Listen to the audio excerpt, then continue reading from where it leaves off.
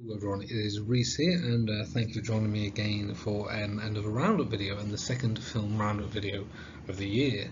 So what I'm going to do is, as always, talk about the new watches that I enjoyed in February, and I'm going to offer a little bit of a review, a little bit of analysis, and yeah, just share some thoughts on them. So this is sort of every new thing that I watched in February. As was the way before, so I break down how many new watches I had this month, and this month I watched 17 films for the first time. And then I'm also keeping my tally on the 1001 film list, although with sort of revised editions, as we talked about last time, it's now 1259, and it's gone up 9 since last month. So yeah, half of my new watches this month have been films from that list, and there's been quite an interesting selection. Films I've enjoyed and films I've really not. As you see, I have these on my social media, especially my LinkedIn, where I sort of log all the films I watched. So if you'd like to, keep me company on this quest of film watching, if you'd like to, please do follow. Be great to have more connections on there. It's great to see and hear what you guys are watching too. So yeah, please do come along. But without further ado, let me begin. And the first film I watched this month was Strikes. This is one of the films from the list, a Russian film from 1925, sort of depicting a collective striking in a factory. Sort of, we know about the political situation of Russia in this period, and it's sort of quite a left-leaning film about sort of collective solidarity, about sort of evil capitalists. It goes a little, so it's sort of broadly what you'd expect. Sort of a man dies in the factory and sort of strikes ensue. The union industries try to break those strikes, and it culminates in some sort of armed battle at the end, where the film sort of, to my mind, goes a little off the tracks. But this is, yeah, got an interesting one. Was Eisenstein, I think. I don't think it was, now I've said that. But yes, no. Some films go. This is not one that really held me too much, especially. I found the sort of the collective struggle sort of in a way that sort of kind of eclipsed individual narratives. And when we'll talk later about some of the other silent stuff I've seen this month, there are other ones that sort of hold my attention. This is not really a style or sort of how can I say, a narrative that really sort of draws me in too much. Shift on the next day, Fears of the Dark, Peur du Noir. So this was one of the two films I watched this month as part of a chapter I'm writing, or now have written, about anthology horror cinema in France. This was a really interesting watch because it is an anthology film, so a lot of films, I think there are 6 different stories in, but it's also an animated film, so there are different styles of animation. Broadly speaking, it's a collection of stories about, a collection of horror stories, really. Sort of a nobleman walking the countryside with his savage dogs, a guy who finds sort of an unusual insect in the woods, a sort of a girl who's gone to Japan and is kind of haunted by a samurai spirit, and then one that I quite liked on a bloke who goes to sort of a house in the middle of the snow and sort of is pursued by spirits, and it's sort of it's a fully black and white sort of silhouette. You see nothing really of the frame. It's so effective. And there's a wraparound of this, which is kind of a bunch of sort of CG, 2D abstract shapes, and the actress Nicole Garcia sort of talking about things she's afraid of. The character's afraid of. This is an interesting experiment, I think. So sort of, as is the way of anthology films, sort of, they're very rarely the sum of their parts. There's normally some really good ones and some really duff ones. This one, I think, doesn't really fall to that, just by the nature of kind of the animated experience of it. I quite rated this. There were some shorts that I thought were better and more compelling. I say I really liked the man. It's called The Man in the Snow. Is the one that I really liked. I also quite liked the sort of nobleman walking around, and some of my thoughts on this will appear in a chapter that comes out at some point down the line. leap ahead to the Monday. I went to the cinema and I watched Primate. And so a girl goes home, and in their home they have a monkey who sort of her conservationist father is it's like a friendly monkey. Anyway, the monkey contracts rabies and just goes rabid and sort of attacks and wipes out a lot of people in some quite brutally gory ways. This is one of those wonderfully high concept films that sort of tells you immediately what you're going to get, and it really quite delivered. It was very tight and very tense. Johannes Roberts directs this, and I really liked it. He sort of doesn't waste too much time, but there's enough of kind of an emotional heart there, and it doesn't hold back in terms of the brutality. There are some characters that sort of you're quite happy to see polished off, and some that you're really not too happy to see polished off. I quite like this. It's a film really about a murderous monkey, and it delivers all the violence and gore and stuff that you would requisitely really expect from that. And it's a very tense and tight ride. And yeah, I rated this. I really did. Similarly, in terms of sort of new horror films I've rated, Send Help. Sam Raimi's Send Help. Sam Raimi's not directed too much post sort of 2010. He's directed 4 films, maybe, including this one. This is his story of Rachel McAdams as a sort of a core business person, and she sort of mocks in the office, and there's a plane crash, and she and her sort of new horrible boss are the only survivors. But because he has broken his leg, she is essentially now in control of situations for the first time in her life, and quite relishes the power. This is sort of typical Sam Raimi film. It balances some quite effective thrills, some quite tense sequences, with a sense of dark humour. Rachel McAdams is an excellent lead, and Dylan O'Brien is punchable but also sort of fairly terrified as the boss. And it goes to places I wasn't expecting. There's kind of a shift dynamic that we see in sort of the final 10-15 minutes. I really quite liked. I found really quite. Again, it's quite tense and tautly packed thriller, and although it's dark, it's also quite fun. And Rachel McAdams is clearly having a whale of a time. Sam Raimi is enjoying sort of his dark, humorous sensibilities. So again, highly recommended. I very much like Send Help. In terms of darkness, then we shift onto a film that so one of my 1001 watches. So this is a film that nowadays I think is only really watched in university context, and in the context of people like me who are trying to complete this challenge. So this is a film from 1935 by Leni Riefenstahl, which is essentially a sort of a Nazi propaganda film. It depicts a a giant congress, a nationwide congress, in which Hitler comes together with a bunch of senior Nazi figures, and it's kind of a pseudo documentary really about this event, but also more broadly speaking, a propaganda film about the Nazi I don't know what stage they're in there, Nazi party generally. I'm going to talk about this on its film merits. The politics, as we all know, are incredibly. The politics of this film are bad, and I'm going to be honest, I didn't find the film overly engrossing anyway. I don't know if so much of that is the fact that I was kind of familiar with the real world context, and it makes sort of judging the film objectively on that front quite a challenge.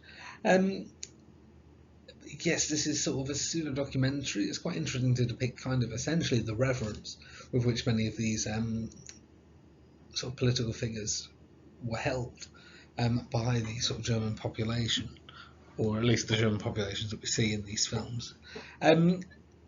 This is one that's more of interest to historians and film buffs, I would say. It's not a particularly engaging watch. In a sort of a contemporary context, and I think for sort of everyone's safety and sanity, that is where I'm going to leave it. This next film formed actually quite an interesting sort of counterpoint to that. And I had it wasn't my intention. I wasn't aware. This is another film from the list, a Polish film, and it is essentially the story of a woman who was involved, who sort of collaborated with the Nazis and sort of was involved in one of the death camps, and then encounters one of the survivors on a boat. This is sort of the framing narrative, and then much of the film is kind of sort of flashbacks and sort of the story of their interactions in the camp and this Nazi lady's, or the collaborationist lady's, obsession with this woman and sort of breaking her or sort of essentially exerting power over her. The film is an interesting watch because, and one of the reasons it is sort of recognised now is that the director died partway through filming, so many of the boat sequences are kind of framed in photographs and voiceovers because this filming sort of never happened. It's quite, I think it provides sort of a majesty anyway, by sort of kind of making, almost sort of suggesting the sort of the photographic reminiscences that it sort of aims to capture. The central role of the woman is I think a hard one. She's sort of someone who's meant to sort of vaguely be sympathetic in terms of she's sort of grappling with, I think, insecurities, and she's sort of obsessed with this woman. I don't know if fully meant to hate her. It's quite a sort of mixed, nuanced performance, and I think this is quite an interesting, compelling watch. I would recommend this. The film is about an hour long. As I say, filming was not completed, and we have no idea what the finished film would have looked like. But it's quite an interesting film on both the sort of the period itself, also kind of this challenge of reminiscences and sort of essentially your past catching up with you. And let me leap ahead again. Whereas I said that was quite a good film, I leaped to one that was not. The Strangers Chapter 3, the final instalment in one of what I think we could charitably call one of the weaker horror trilogies of all of cinema. So the film picks up kind of immediately where the last one left off, which was Maya has killed one of the strangers, and the remaining strangers capture her and try and force her to become a new stranger, and she grapples with the trauma and escapes them, and we get more backstory about who the strangers are. The payoffs are not worth it. The past two films, such as they were, didn't. There was the build here was not sufficient. This is a trilogy that doesn't really land, doesn't really fire. There are some good elements, like some sequences. I think it's quite interesting. I found the strangers their first time of taking Maya out and trying to make her the new pin-up girl. I found that sequence to be sort of quite hard-hitting and brutal. Even if people in this film just don't behave in ways that sort of real humans do. But yeah, as a whole, it's quite a sort of a flat end to what's really a flat franchise. A bit of note though is that for my next Thursday video, I am gonna essentially discuss these films in sort of an academic context, try and find some form of redeeming feature or quality. So do keep an eye on that, see if you agree with me or not. Now on an horror anthology. Stumbles on my tongue when I try and say it. Interestingly, no year attached to this one. So this was the second film that I watched for the anthology book, the anthology chapter, sorry. A collection. It's not really a film so much as it is essentially a bunch of short films just placed one after the other. Directed. So this is 4 films, I think, 4 or 5. A bunch of short films and one short that was attached to a TV show, directed by a guy called Chris, I forget his name, it's incredibly long, Jamakatomi, something like that. It's hard to review this as a film because sort of it's not a coherent film. It is, as I say, a selection of short films all placed in a row. So if you're thinking about it, you can find it on streaming, but also, maybe just seek out the individual bits, would be my advice to you. And of course, as I say, once again, I'm going to review this. I'm going to discuss this in a forthcoming chapter, so do keep your eyes peeled for that.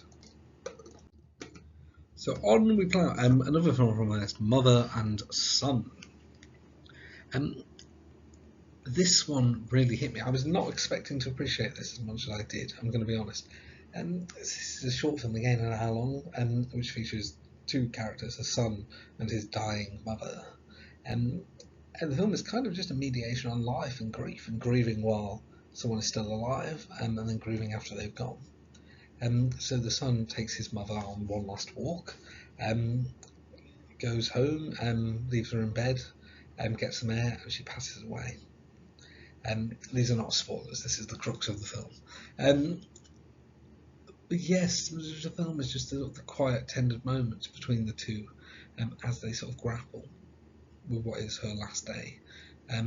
He grapples with sort of life without her, or thinking about life without her. She grapples with legacy and her maternity. This was a really hard hitting. I cried at the end of this. I was really hit by this. This is a really beautiful film, and I do recommend this. And there's quite sort of ethereal aesthetics to it, and much of the sort of the walk has quite a sort of a dreamscape quality to it. That worked really well. It really complemented the mood and the moment. Later that night, I watched Tongues Untied. This is, I think, the dictionary definition of a film that is not for me. So this is a film about the experience of young black gay men in America in, I want to say, the sort of the late 80s, early 90s. No, it wouldn't be. It'd be the 1980s, looking at the date, sorry. Conveyed through things like beat poetry, through acting performance. This was, yeah. I understand this film was sort of very highly historically important. I learned things from it. I learned about sort of snap queens and such. But this was not a film that resonated with me at all. In terms of sort of the form and how it's put together. I don't like big poetry. I don't like that sort of excessive performance qualities. Essentially, this was a film that's not for me, and that's fine. Not every film will be, but I watched this. I move forward onto my next one, because I don't think I can really offer any sort of meaningful review here, other than to say this one was not a film that resonated. Ride Lonesome. 1959 Western with Randolph Scott. He plays a US Marshal who's sort of hunting for a criminal. Captures him, and this is the opening sequence. But there are other people who are after this young man. They're after him,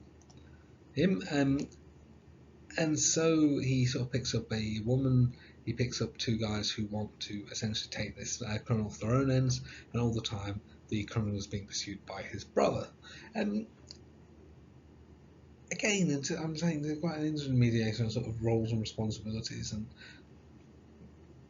excuse me, this was from a series of westerns that Randolph Scott made, and I think it chimed really quite nicely. He's not sort of the most emotive performer, shall we say. I'm saying, like, this is what we're expecting in westerns. We're expecting someone in the mould of John Wayne or Clint Eastwood or whatever. But yes, again, this is sort of a nice, effective western. I greatly enjoyed it. And although perhaps some of the sort of the twists and turns in the ending might be a little bit apparent, and there's some beautiful set pieces in the final sort of third of the film, involving a tree and sort of the significance of this tree. I say nothing else here, but I would recommend this one. I enjoyed this one. Whistle. So we sort of leap to some sort of newer releases. So Whistle, latest film starring Daphne Keane as one of a bunch of teenagers who hear the sound of an Aztec death whistle and then are pursued by their own predetermined deaths. This, yeah, I mean, it is what it says on the tin, right? A selection of just sort of people being killed in a variety of interesting ways. I quite liked the sort of the premise of not that people that they were being pursued by their own deaths. and the way that these deaths were realised on screen. So the premise being essentially, if your death captures you, you die in the way you would have died, but now. So to give an example, the very opening sequence is a young man who would have died in a house fire, I think, and sort of essentially just collapses into flames when his death catches him. Yeah, there's again, it's what it says on the tin. And then the kids are trying to figure out how to beat the whistle or to cheat death. And if you've seen any Final Destination film, etc., you've probably got some sense of where things are likely to go.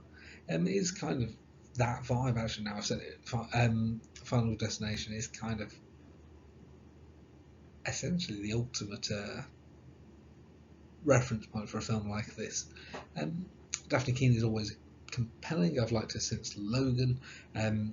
She's a great central hook.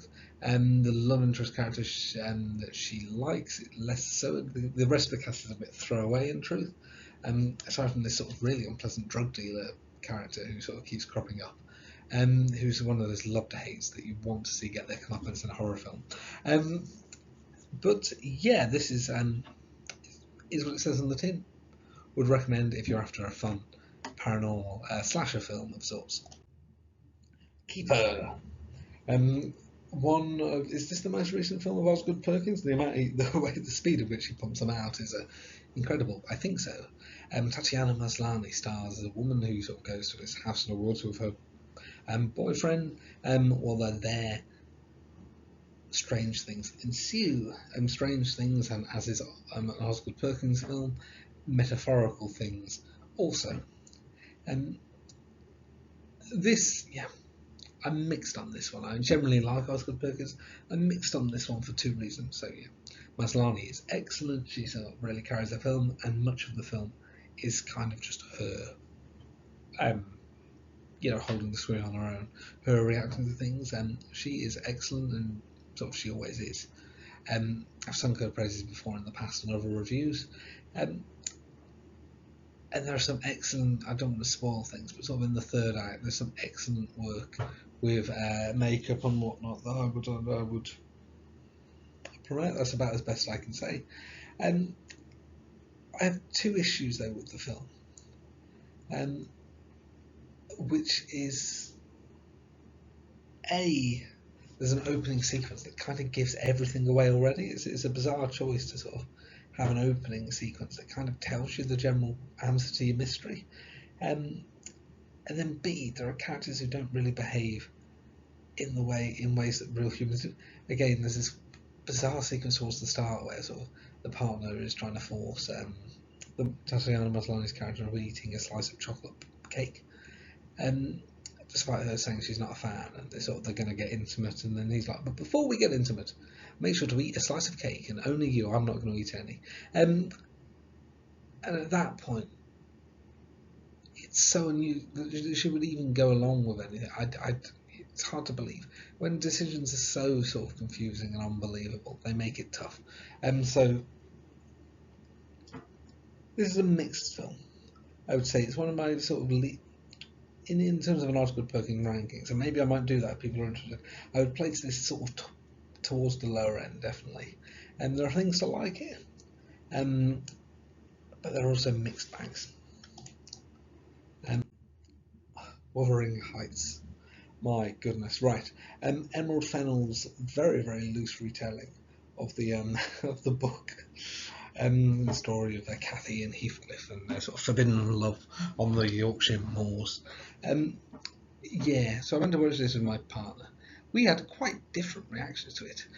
So I've read the book and think it's one of the great romance stories, to the extent it is, even if it's quite dark. Emerald Fennell seems to be at the school of subtext is for losers. And she sort of strips away a lot of the majesty of the book. And this version of it, I find it hard to particularly like the Cathy character. And I don't buy the love that she and Heathcliff share, which is realised, as is a typical Emerald Fennell film, by them sort of getting frisky sort of every time someone so much just turns their back.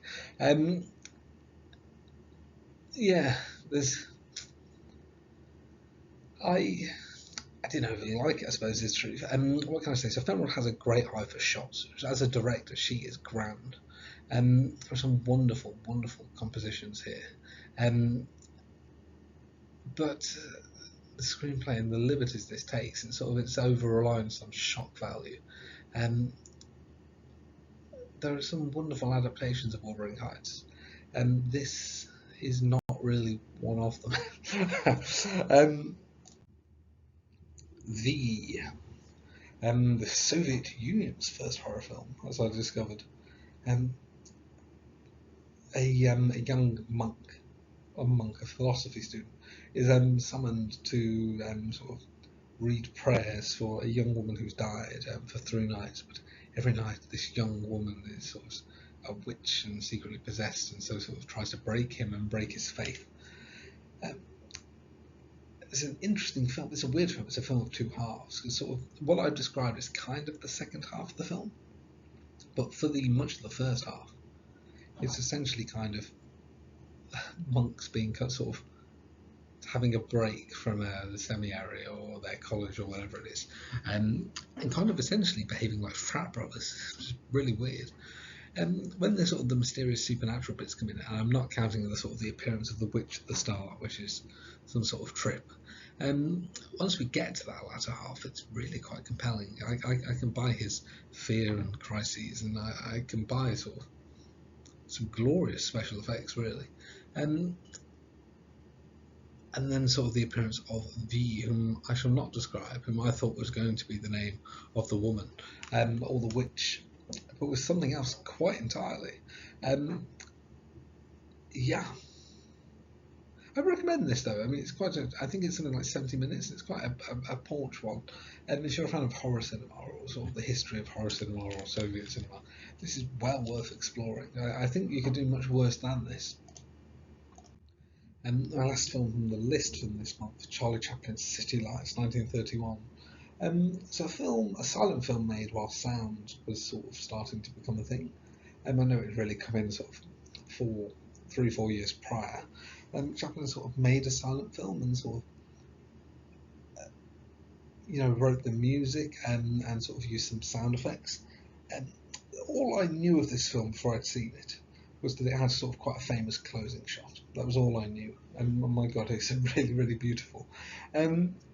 This is, but Chaplin, once again, playing the tramp, going about the city, encountering, saving the life of a millionaire who wants to take his own life, encountering a blind flower girl and giving her some sort of sympathy, and she sort of mistakenly believes that he is the millionaire.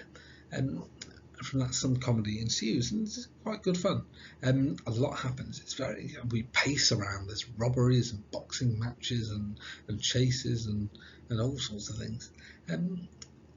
It's still really funny. A lot of the jokes still land. I mentioned the boxing, sort of the funniest boxing match ever put on film. Chaplin stands up. Chaplin really does stand up. And then sort of the beauty of the romance, the sort of the beauty and potential tragedy of the romance really shines through her again. The things I didn't overly love, and I thought the gags were sort of the millionaire forgetting Chaplin every single time, and he woke up sober was sort of perhaps a little belaboured, but this is me splitting hairs in sort of what is really a great film in the sort of the career of one of the great directors of this period. Then we go from that sort of quite positive summary to a film I don't think I can say the same about. So my last film from February was Scream 7. which I went to watch. No idea really what to expect. Again, things I really loved here. I'm not going to get into too many of the sort of finer details because of spoilers.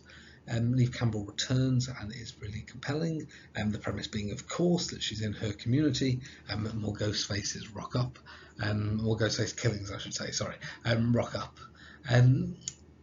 But this time she now has a husband and daughter and sort of fights to protect them, as well as potentially help solve the mystery. We have some good recurring characters. It's well documented on the trailers that Matthew Lillard appears in some capacity, which I won't spoil. Others as well, some good, some less good. And this is a ghost face that is more brutal, some really wonderfully nasty kills in this one, in a way that I've not. I can't think of too many comparisons in the franchise in terms of the sheer inventiveness. But the plot here is so confusing, it sort of doesn't justify. Sydney is wasted for about half the film, and then a bunch of characters disappear sort of in the third act to make it essentially a Sydney family drama thing. And it's noted, I think I'm not going to spoil, but again, I think this is common knowledge, that the final reveal of Ghostface is one of the worst ones the franchise has ever done. You really struggle to find people who sort of place other ones above it. And in terms of both it being sort of surprisingly obvious, but also the motive being so confusing, I genuinely had to Google it when I got home to figure out what exactly had happened. Yeah, so it's sort of a weird film that sort of does some things right, but does other integral things really, really poorly. I'm conscious it's in the cinemas now, and I'm not going to say much more than that. I might do a analysis of the film if people are interested, and do let me know. But otherwise, I'm going to wrap up my roundup there. Thank you very much for watching and being with me throughout all of February. I look forward to seeing you all in the next one when I discuss my March viewing experiences. Otherwise, thank you very much for watching. Make sure to like, make sure to subscribe, comment below, let me know what you've been watching this month. I look forward to seeing you all in the next one.